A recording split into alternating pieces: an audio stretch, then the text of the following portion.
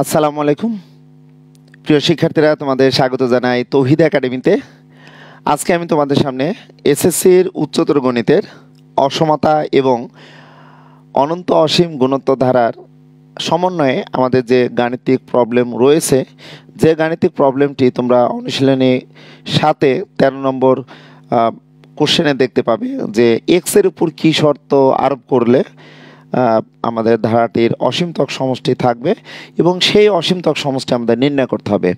এই কোশ্চেনটি সকল শিক্ষার্থীদের জন্য খুবই ইম্পর্টেন্ট এবং সারা বাংলাদেশে 9টি শিক্ষা বোর্ডে উচ্চতর গণিতে আমরা বিভিন্ন বোর্ডেই এই 13 নম্বর কোশ্চেনটি পেয়ে থাকি। বাট আমাদের কিছু ব্যাপার আছে যে ব্যাপারগুলো আসলে একটু ভাবার বিষয়। যেমন অনুশীলনের 7-এ উদাহরণ 4-এ দেখবে গণাঙ্ক প্রশ্নে এখানে অসমতা দিয়ে যেভাবে ম্যাথ করিয়েছে বা ম্যাথটি করা আছে সেটাকে আমরা কিভাবে আর একটু সহজে বোধগম্য করে আমরা বোঝাতে পারি সেই চিন্তা নিয়ে আজকে আমি এই ক্লাসে থাকার চেষ্টা করব।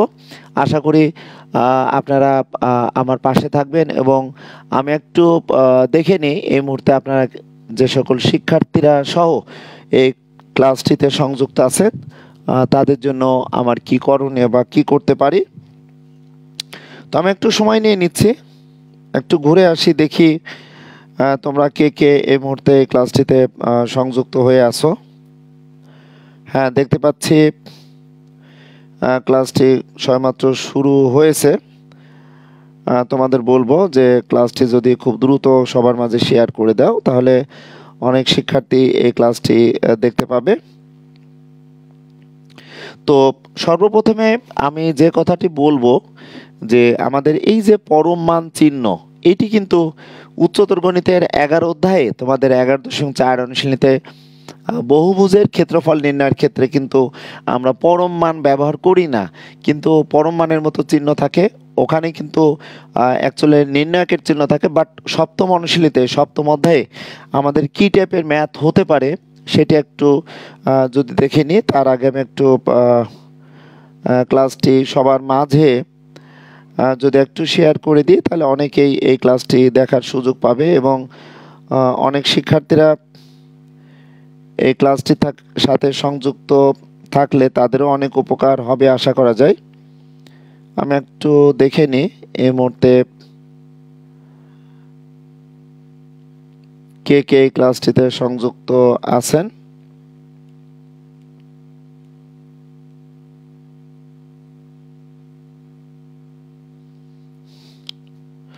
ওকে, তো সর্বপ্রথমে আমরা এই যে আর এর উপর কি শর্ত আরোপ হলে আমাদের কিছু গাণিতিক প্রবলেম রয়েছে, যে গাণিতিক প্রবলেমগুলো তোমরা যদি একটু দেখো অনুশীলনীতে আমরা এই ধরনের কোশ্চেনগুলো যদি একটু নিয়ে আলোচনা করতে চাই বা তোমাদের উদাহরণ সাথেও যদি একটু দেখাতে চাই, সেখানে দেখলে বুঝতে পারবে যে আমাদের এখানে যে অসীম অনন্ত গুণোত্ত ধারাটি রয়েছে, এই ধারাটির যেহেতু এক্স চলক আকারে বীজগণিতিক রাশিটি রয়েছে, ওয়াই চলক থাকতে পারে, জেড থাকতে পারে, যে কোনো চলকই যদি থাকে সেই ক্ষেত্রে আমরা কিভাবে এটি দেখাবো। তাহলে সর্বপ্রথমে আমাদের দেখে নেওয়া যাক যে পরম মান অফ আর, এই আর থেকে আমরা কি এখানে জানতে পারি সেটা একটু জানার বিষয়, বোঝার বিষয়।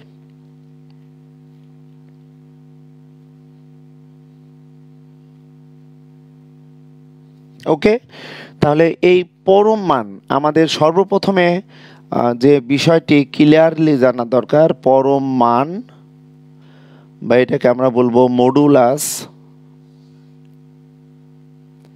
বা এটাকে আমরা বলবো অ্যাবসোলুট ভ্যালু।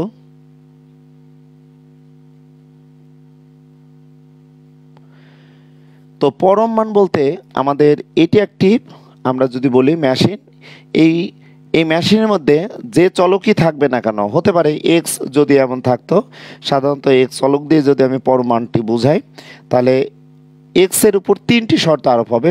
সরাসরি যখন সংখ্যা রেখায় এক্স প্লাস হবে, অর্থাৎ এক্সের মান যখন 0 থেকে বড় হবে সেই ক্ষেত্রে ধনাত্মক সরাসরি মান বলবো।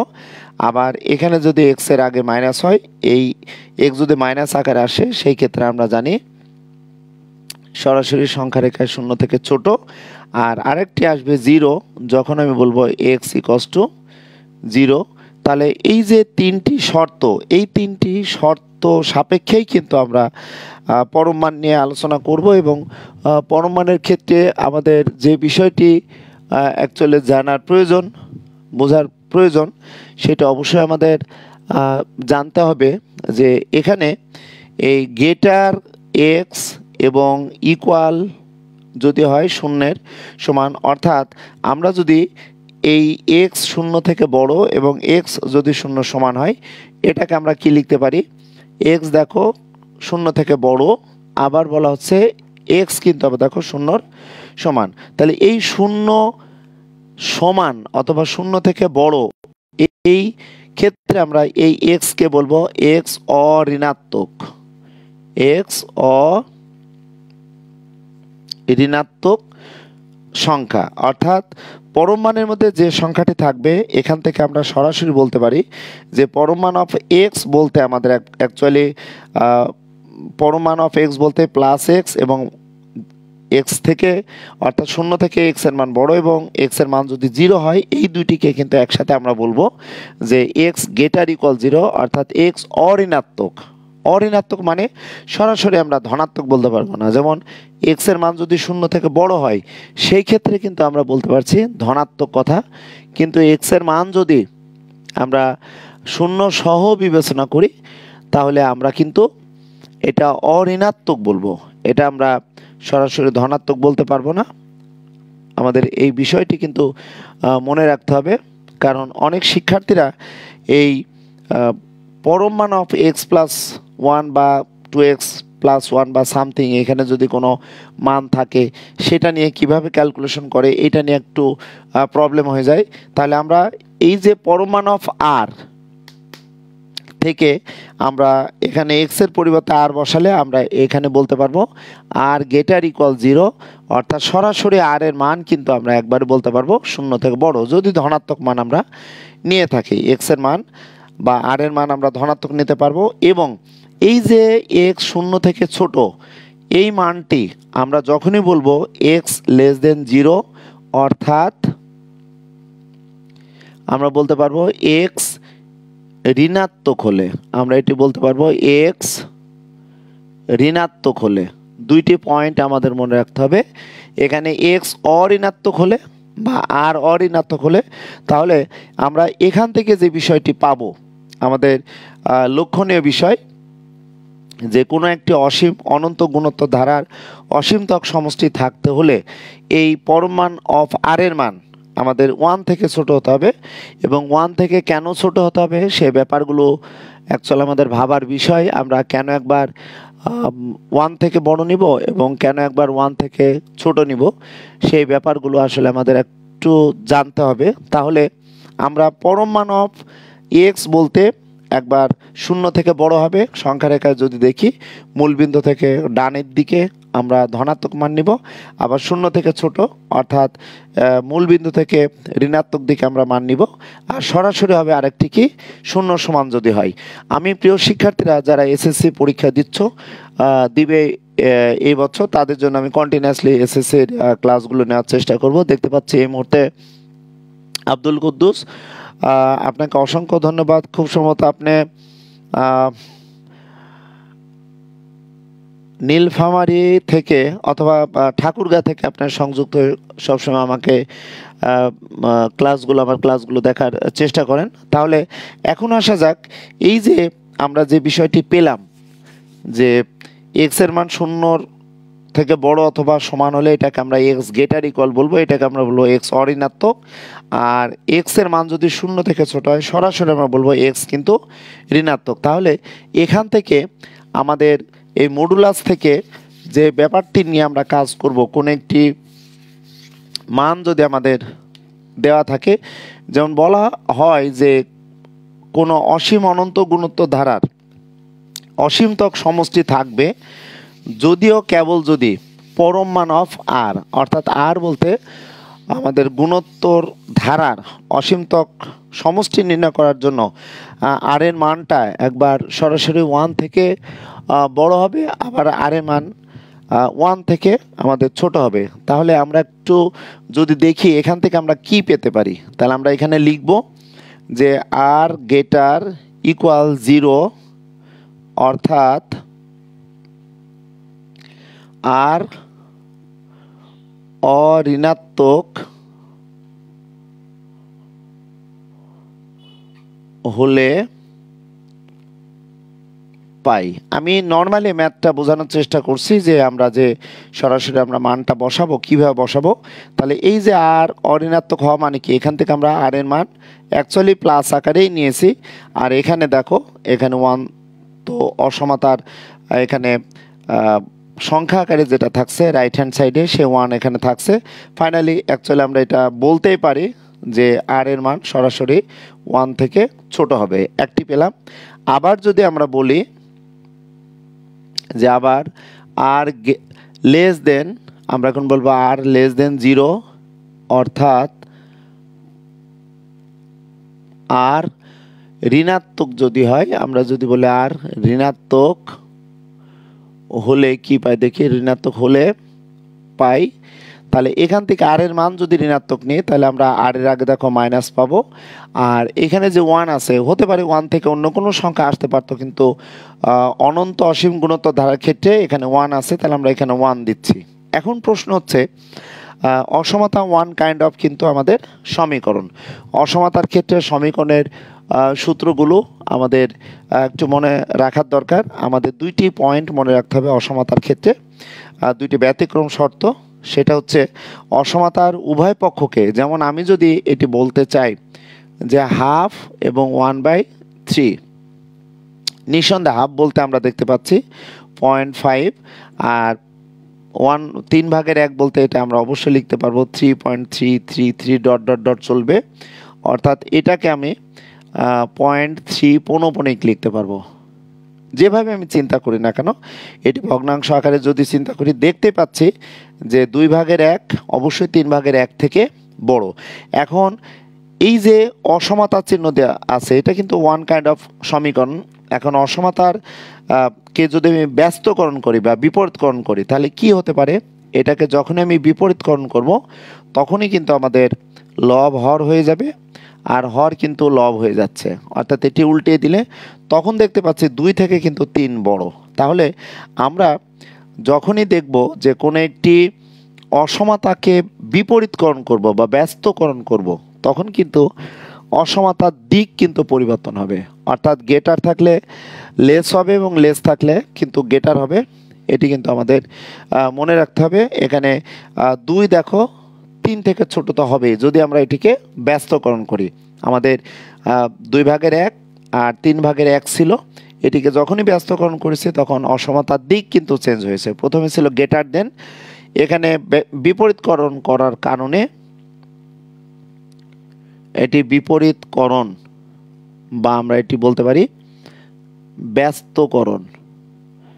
ব্যস্তকরণ বা বিপরীতকরণ করলে আমাদের অসমতার দিক কিন্তু পরিবর্তন হবে, এটি একটি শর্ত।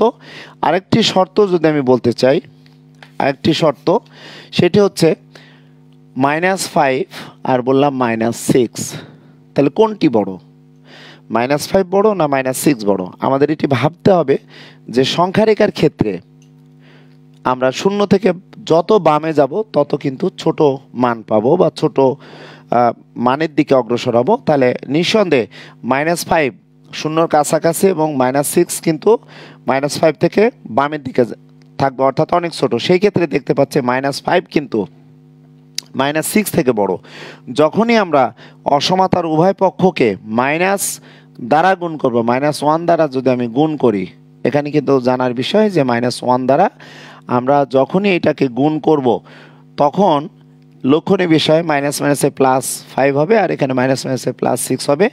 অসমতার উভয় পক্ষকে যখনই আমি -1 দ্বারা গুণ করব তখন কিন্তু অসমতার দিক পরিবর্তন হবে। এটি কিন্তু 2 নম্বর শর্ত।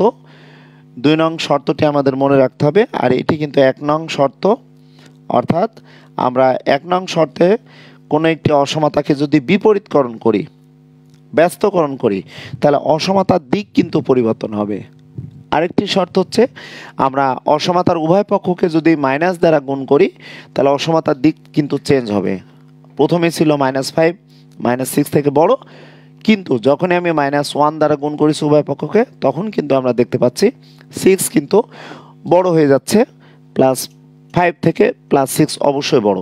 এটি বলার কারণ এই যে আমাদের পরম মান থেকে আর এর মান একবার গেটার ইকুয়াল অর্থাৎ অঋণাত্মক পূর্ণ সংখ্যা হলে আমরা +r 1 থেকে ছোট সরাসরি r সমান আমরা এটা পেয়ে যাচ্ছি, আমরা খুব সুন্দরভাবে পাচ্ছি। আবার r এর মান যদি 0 থেকে ছোট হয় অর্থাৎ ঋণাত্মক হয়, সেই ক্ষেত্রে দেখো r এর মান অর্থাৎ r এর আগে মাইনাস হবে। তাহলে আমি এই যে মাইনাসটাকে, কারণ আমরা জানি যে -x সমান যদি 5 হয় কোনো সমীকরণে, অজ্ঞাত চলক বা বীজ বা সমীকরণের মূলের আগে কখনো মাইনাস রাখতে হয় না, তাহলে আমরা মাইনাস দ্বারা গুণ করলে মাইনাসে +5 হবে, সরি +x হবে, আর এখানে -5 হবে। অর্থাৎ সমীকরণের ক্ষেত্রে যেমন আমরা চলকের আগে কখনো মাইনাস লিখি না, অনুরূপভাবে আমরা আর এর আগে দেখতে পাচ্ছি এখানে কি বলো মাইনাস। তাহলে এর পরবর্তীতে যখন আমি এই অসমতার উভয় পক্ষকে মাইনাস দ্বারা যদি গুণ করি, তাহলে আমাদের কি আসতে পারে,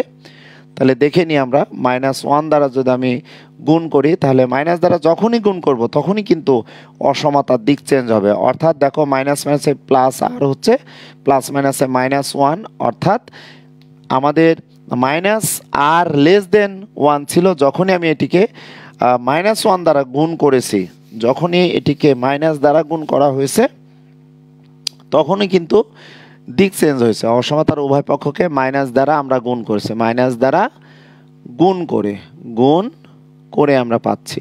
ওকে, তাহলে ফাইনালি আমরা দেখতে পেলাম যে আর এর মান -1 থেকে বড় হবে, অর্থাৎ আমাদের অসীম অনন্ত গুণোত্তর ধারায় কোনো একটি ধারা দেওয়া থাকলে আর এর যে সাধারণ অনুপাতের মান যে আমরা পাবো, এই সাধারণ অনুপাতের মানটি আমরা একবার -1 থেকে বড় নিয়ে ক্যালকুলেশন করব। আবার আর এর মান দেখো আরেকটি পাচ্ছি +1 থেকে ছোট হলেই কিন্তু ক্যালকুলেশন করতে পারবো। এই দুইটি শর্তকে যখনই আমি একত্রে লিখব তখন আমাদের কি হতে পারে, দেখতে পাচ্ছি আর কত বলো তো 1 থেকে দেখো ছোট, আর এই আর দেখো -1 থেকে কিন্তু দেখো বড় হচ্ছে। তাহলে আমরা একটি অনন্ত গুণোত্তর ধারায় যখন আমি অসমতার ব্যবহারটি ক্লিয়ারলি জানবো, তখন যেভাবে যে ক্যালকুলেশনে দেয়া হোক না কেন, ভগ্নাংশ আকারে হোক, যেভাবে হোক না কেন, আমরা সুন্দরভাবে কিন্তু এই পরম মান অফ আর কে ফাইনালি আমরা লিখতে পারছি। দেখো -1 থেকে দেখো আর এর মান বড় হবে, যেটি আমি পেলাম যে আর এর মান যদি নেগেটিভ হয় সেই ক্ষেত্রে অসমতার ধর্ম ব্যবহার করে আমরা -1 দ্বারা উভয় পক্ষকে যখনই বড় করলাম তখন দেখো আর এর মান -1 থেকে বড় হতে হবে। এবং প্রথমে আমরা অঋণাত্মক অর্থাৎ আর এর মান 0 এবং 0 থেকে বড় হলে এই ধরনের মান বসিয়ে দেখতে পেলাম যে আর এর মান আমাদের 1 থেকে ছোট হচ্ছে। তাহলে এই দুইটি কন্ডিশনকে আর <1 আর দেখো <-1, তাহলে এখান থেকে যদি আমরা ক্যালকুলেশন করতে চাই, এটি একটি অসমতা, আর এর মানটি কি হবে -1 থেকে বড় এবং +1 থেকে ছোট হবে। এটাকে আমরা সংখ্যা রেখায় যদি দেখাতে চাই যে এটি 0 পজিশন 1 2 -1 -2 1 2 -1 -2, তাহলে আর এর মান দেখো -1 থেকে বড়, -1 থেকে বড় মানে সে ডানের দিকে সংখ্যা রেখা ধনাত্মকের দিকে যেতে চাচ্ছে। আবার আর এর মান দেখো +1 থেকে ছোট, অর্থাৎ আমাদের এই মান অর্থাৎ আর এর মানটা অ্যাকচুয়ালি 1 থেকে ছোট আর -1 থেকে কিন্তু বড়, এই ব্যবধির মধ্যে অর্থাৎ আমাদের এই অসমতার এই শর্তের মধ্যেই কিন্তু যদি আমাদের মান পাওয়া যায় তখনই কিন্তু একটা অসীম অনন্ত গুণোত্তর দ্বারা অসীমতক সমষ্টি আমরা পেয়ে যাব। আমরা অনেকেই নর্মালি ম্যাথটি করি, বাট আর এর উপর কি শর্ত আরোপ করলে অ্যাকচুয়ালি আমরা যে এখানে আর এর মানটি আমরা এখানে ধরে নিচ্ছি, সেই ক্ষেত্রে আমরা কিভাবে ক্যালকুলেশন করব। এখন এটাকে যদি আমি একটু দেখাতে চাই তাহলে নিঃসন্দেহে তোমরা বুঝতে পারবে যে আর এর উপর কি শর্ত আরোপ হলে কোনো কারণে কোনো একটি ধারা থেকে আর এর মান হয়তো আমি পেয়েছি 1/5x মাইনাস দেখো 1 পেয়েছি। আর এর মান যে একটি অসীম অনন্ত গুণোত্তর ধারা দেওয়া ছিল, সেই অসীম অনন্ত গুণোত্তর ধারা থেকে যখনই আমি আর এর মানটি এভাবে পেয়েছি, তাহলে আর এর মানের সাপেক্ষে আমি কিভাবে এক্স এর উপর শর্তটি পাবো সেটা যদি আমি আলোচনা করতে চাই, যেমন আর এর মান আমি পেয়েছি দেখো 1/5x-1। তাহলে আমরা এখন লিখব অসীম অনন্ত গুণোত্তর ধারার অসীম অনন্ত গুণোত্তর ধারার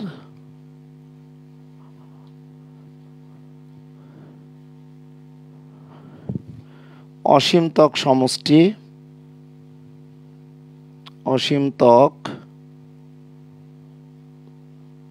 সমষ্টি থাকবে যদি ও কেবল যদি এই আর এর মানটি এই 1 থেকে, অর্থাৎ এখানে যেটি পাচ্ছি এই যে আর এর মান আমাদের 1/5x-1 লেস দেন দেখো 1 হয়। এখন প্রশ্ন হচ্ছে এই যে 1 থেকে কেন ছোট হবে? অসীম অনন্ত গুণোত্তর ধারার ক্ষেত্রে কিন্তু আমাদের একটি জানার বিষয় আছে যে 11 নম্বর উদাহরণে তোমরা সাধারণত ক্যালকুলেশন করেছো যে আর এর মান যদি 1 থেকে বড় হয় তাহলে আমাদের একটি অসীম গুণোত্তর ধারার অসীমতক সমষ্টি নির্ণয় করা কিন্তু পসিবল না, কারণ মান বাড়তে থাকবে, কিন্তু 1 থেকে যখন ছোট হবে সেটি শূন্যর কাছাকাছি আসার চেষ্টা করবে। যার কারণে আমাদের মনে রাখতে হবে এই যে আর এর মান এখানে 1 থেকে ছোট, আমাদের পরম মান অফ 1 থেকে ছোট হবে। কেন হবে সেটি আমি একটু আলোচনা করার চেষ্টা করছি, দেখলে অবশ্যই বুঝতে পারবে। এই মুহূর্তে দেখতে পাচ্ছি মানহা তুমি ক্লাসটিতে সংযুক্ত হয়েছো, জাকিয়া ইফাত আইডি থেকে, তাছাড়া আব্দুল কুদ্দুস তুমি ক্লাসটি এখনও দেখছো।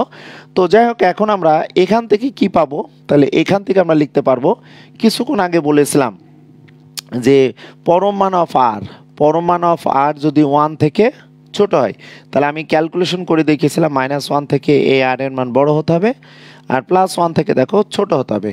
তাহলে এইটাকে নিঃসন্দেহে আমরা লিখতে পারবো দেখো -1 থেকে এই আর এর মান দেখো 1/5x হবে, আর +1 থেকে দেখো আমাদের এই কন্ডিশন হবে, অর্থাৎ আমরা উপরের পরম মানকে দেখো আমরা অসমতার মাধ্যমে এইভাবে প্রকাশ করে নিতে পারি। খুব সুন্দরভাবে যদি তোমরা দেখো, অবশ্যই এই ক্যালকুলেশনটা এখন আমরা ধীরে সুস্থে যদি তোমাদের সামনে ক্যালকুলেশনটি করি তাহলে বুঝতে পারবে।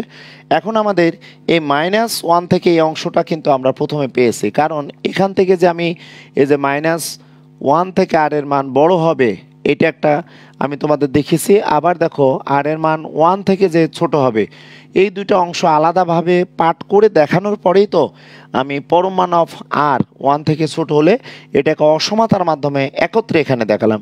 জাস্ট আমাদের তাহলে এখন এই যে -1 থেকে এই আর এর মানটি বড় হবে হয় লিখব, অথবা এই অংশটা আমাদের বড় হবে, সেটা কিভাবে আমরা এখন লিখব দেখো।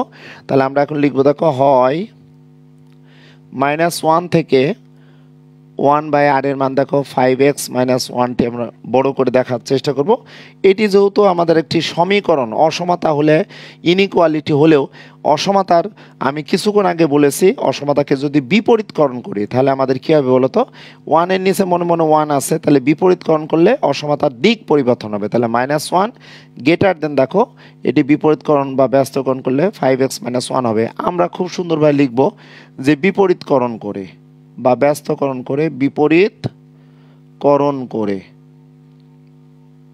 আমরা একটা অংশ লিখে নিলাম।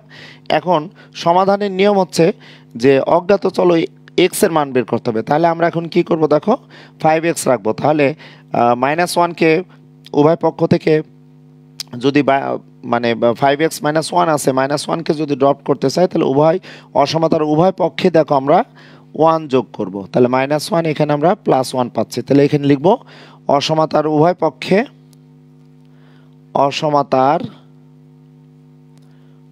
উভয় পক্ষে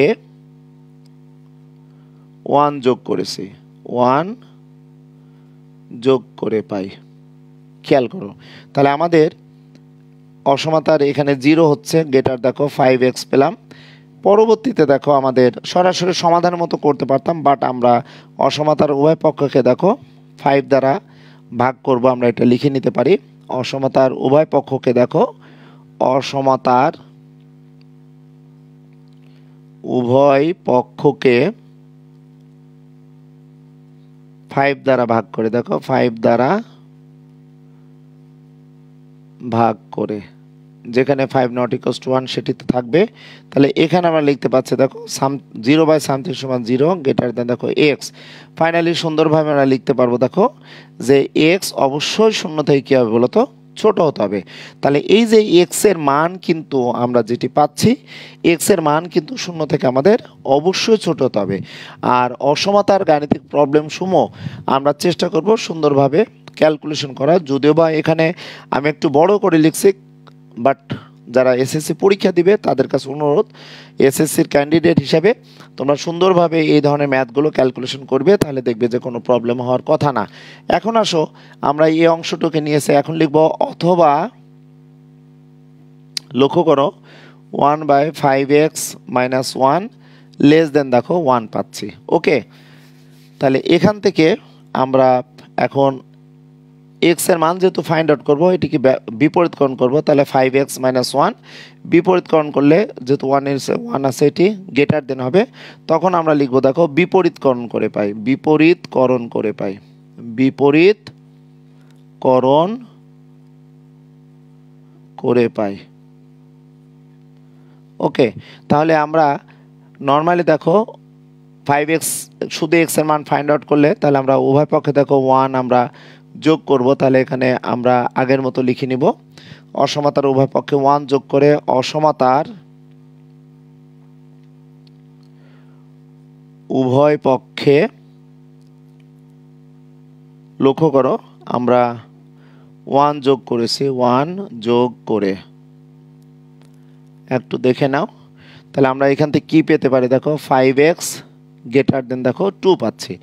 এখন আমরা এখানে যেমন 0/5 লিখেছিলাম, উভয় পক্ষে এখন দেখো আমরা 5x/5 অসমতার উভয় পক্ষকে দেখো আমরা 5 দ্বারা ভাগ করলাম। এখানে লিখব অসমতার উভয় পক্ষকে, অসমতার উভয় পক্ষকে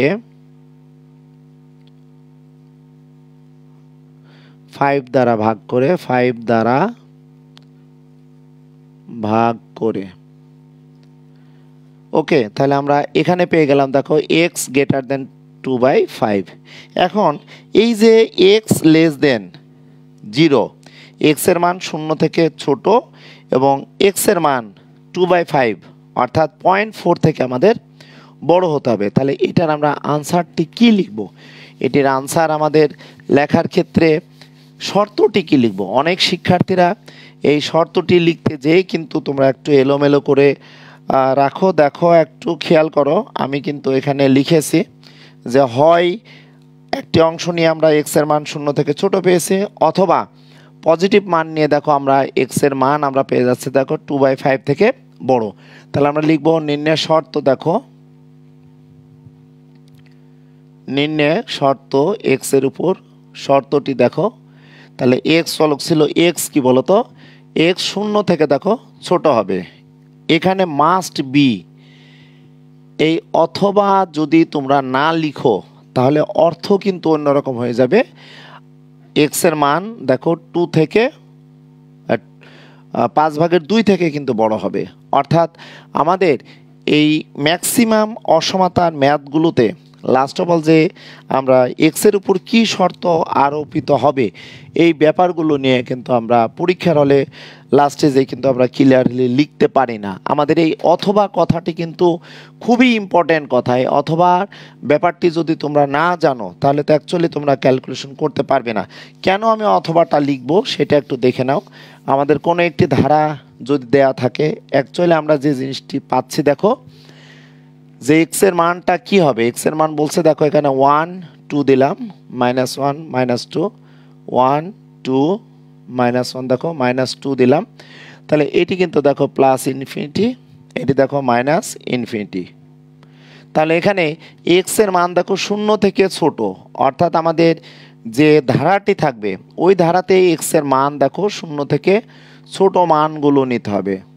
শূন্য থেকে বড়ও নেওয়া যাবে না, শূন্য থেকে ছোট মানগুলোই নিতে হবে, শূন্যও নেওয়া যাবে না।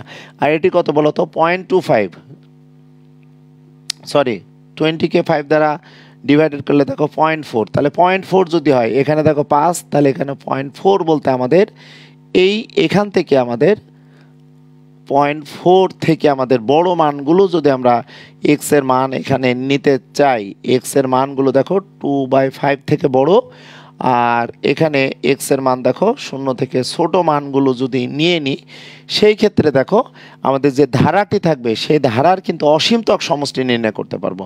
আমরা শুধুমাত্র বলে দিই যে শর্ত লিখে দিলাম, বাট এটার লজিকটা কি, আমরা যে এক্স এর উপর কি শর্ত আরোপ হবে এটা কেন আমরা লিখব, আমরা এক্স এর মান দেখো 0.4 থেকে বড় মানগুলো আমরা নিব, আর এক্স এর মান শূন্য থেকে ছোট মান নিব, যার কারণে দেখো এই দুটাকে কিন্তু অথবা লেখা হচ্ছে।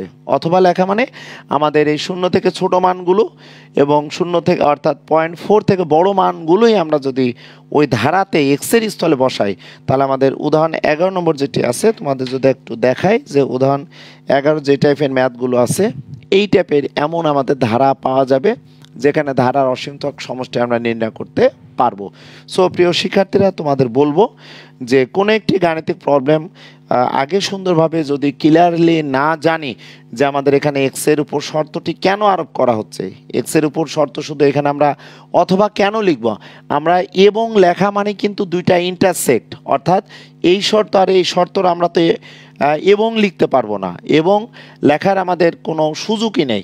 হয় শূন্য থেকে ছোট মানগুলো নিতে পারবো, অথবা আমরা এক্স এর মান 2/5 থেকে অর্থাৎ 0.4 থেকে আরও বড় বড় মানগুলো নিলে আমরা যে ধারাটি পাবো, দুই ধরনের ধারা আমরা এখানে তৈরি করতে পারবো। সেই ক্ষেত্রে ওই এক্স এর উপর শর্তটা আমরা এই দুইটা কন্ডিশনের উপর দিয়েই কিন্তু আমরা অসীমতক সমষ্টি অর্থাৎ উদাহরণ 11 মতো ম্যাথগুলো কমপ্লিট করতে পারবো। এবং আমাদের এখানে এবং লেখা যাবে না, অথবা লিখতে হবে এক্স এর উপর শর্ত যেটি থাকবে, কখনো এবং লেখা যাবে না। আর তোমাদের যে উদাহরণটি এখানে দেওয়া আছে একটু যদি দেখো, তোমাদের উদাহরণটি অনেক বড় করে লিখেছে, বাট আমি এইভাবে লেখার পক্ষপাতী না। আমরা সুন্দরভাবে যদি বেসিক জিনিসটা দেখি, এখানে গ নম্বর যে ম্যাথটি রয়েছে, গ নম্বর ম্যাথটা সুন্দরভাবে ক্যালকুলেশন করলে আমরা কিভাবে পেতে পারি সেটা একটি ব্যাপার। দেখো এক্স এর উপর শর্ত, এখানে দেখো এক্স এর মান -1 থেকে ছোট আর 0 থেকে বড় হবে, অথবা দেয়া আছে। তাই তোমাদের বলবো যে তোমরা সুন্দরভাবে আগে কোনো একটি গাণিতিক প্রবলেম জেনে বুঝে ক্যালকুলেশন করবে, আর বোর্ডের কোশ্চেনগুলো মেন বইয়ের সাথে মিল রেখে কিন্তু এক্স বা ওয়াই বা জেড চলক দিয়ে দিবে এবং ভগ্নাংশ আকারে থাকবে। খুব সাবধানতা অবলম্বন করে অসমতার নিয়মে ক্যালকুলেশন করতে হবে। এই গাণিতিক প্রবলেমটি দেওয়ার অর্থ হচ্ছে তোমাদের ষষ্ঠ অধ্যায়ে অসমতার যে সমাধান আছে, সমাধানটা কিন্তু কমপ্লিটলি তোমরা জানো কিনা সেটি দেখার জন্যই কিন্তু ক্যালকুলেশনে তোমাদের অনুশীলনী 7-এর 13 নম্বর ম্যাথটি বারবার দেওয়া হয়, এটি কিন্তু মনে রাখবা। সো আমি এসএসসি 2025 সালের শিক্ষার্থীদের জন্য কন্টিনিউয়াসলি রাতে ক্লাস নেওয়ার চেষ্টা করব, বা শুক্র শনিতে দিনের বেলায় আমি ক্লাস নেওয়ার চেষ্টা করব। তোমরা এই ক্লাসটি তোমাদের বন্ধুদের মাঝে শেয়ার করে দিও, এবং তৌহিদ একাডেমি ইউটিউব চ্যানেলে এই ক্লাসটি আবার আমি আপলোড করব। ভালোবাসা ভালো লাগার একটি জায়গা তৌহিদ একাডেমি ফেসবুক পেজ এবং তৌহিদ একাডেমি ইউটিউব চ্যানেল।